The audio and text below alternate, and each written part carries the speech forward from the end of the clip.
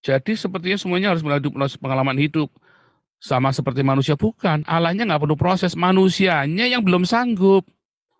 Kalau zamannya hakim-hakim dibilang ya, berkatilah musuhmu, ampunilah musuhmu. Habis saudara orang Israel. Diserang, oh jangan membunuh. Mati semua orang Israel, dibunuhin saudara. Di zaman itu manusia belum sanggup menerima, ya kasihilah musuhmu, berkatilah orang yang menganiaya kamu. Orang Israel belum sanggup, saudara. Seluruh dunia belum sanggup. Tetapi kemudian Torah diajarkan ke seluruh dunia. Diajarkan melalui bangsa-bangsa ini, melalui orang Babel, melalui apa. Karena orang Babel belajar Torah.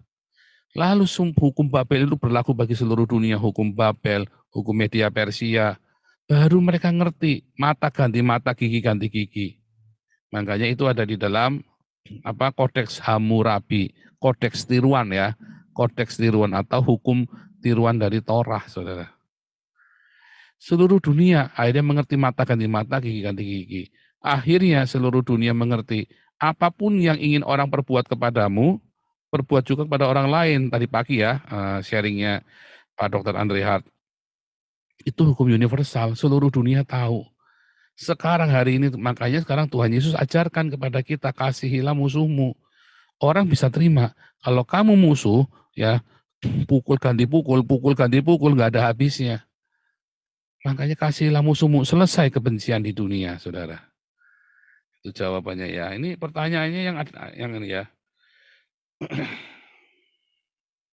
Nih, kenapa mengalami proses pembelajaran hidup keluar firman berikutnya? Ya, karena manusianya yang nggak sanggup. Bahkan Anda saja sekarang saya bilang ya kalau difitnah, jangan bereaksi yang negatif. Karena nanti kamu akan ngulangin lagi. Itu saja Anda masih tetap bereaksi negatif. Bahkan di dalam komunitas kita pun konflik terjadi karena seperti itu. Ya kan? Padahal sudah dikotbahin 2 tahun loh saudara. Sudah dikotbahin 2 tahun. Sudah tak kasih contoh. Bagaimana saya meresponinya. Masih meleset kan? Iya, manusia nggak sanggup saudara. Jadi bukan Tuhannya yang nggak butuh proses, manusianya yang butuh proses, bukan Tuhannya butuh proses. Ya, gampang kan? Simpel kan? Mengapa Anda bisa berpikir yang sebaliknya?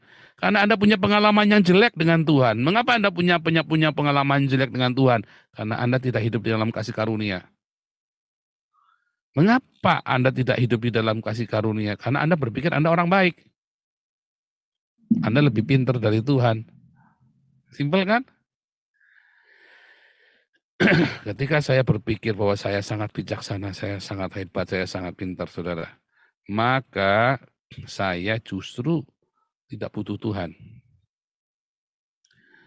Makanya saya punya pengalaman buruk dengan Tuhan. Begitu saya mengerti, saya ini hanya debu tanah, saya ini hanya cacing, saya ini hanya setitik di tengah galaksi yang luas ini, saudara.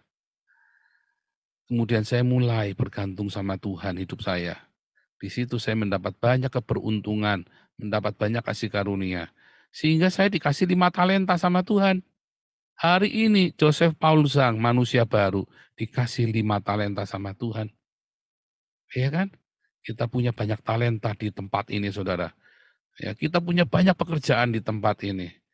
Mengapa saya punya banyak talenta? Karena saya dipercaya sama Tuhan. Dan talenta itu saya kerjakan dengan sungguh-sungguh. Sementara yang punya 1 talenta sudah disimpan masih ngoceh-ngoceh, masih ngerasani saya tiap hari, saudara. Dia punya cuma 1 talenta, pikirannya busuk, tiap hari fitnah saya, saudara. Tiap hari, tiada hari tanpa fitnah saya orang ini. Ya kan? Saya gimana? Ya saya cuma kasihan saja. Lalu tiba-tiba orang ini ngemis-ngemis minta tolong kepada salah satu donatur kita. Saya bilang nggak usah. Kenapa? Dia biarkan, dia masih kuat makan. Kalau dia sudah nggak kuat makan, kita tolong. Simpel, saudara. Ada banyak orang yang perlu kita bantu, saudara. Simpel kan? Enak sekali kan? Enak, simpel. Ya, luar biasa.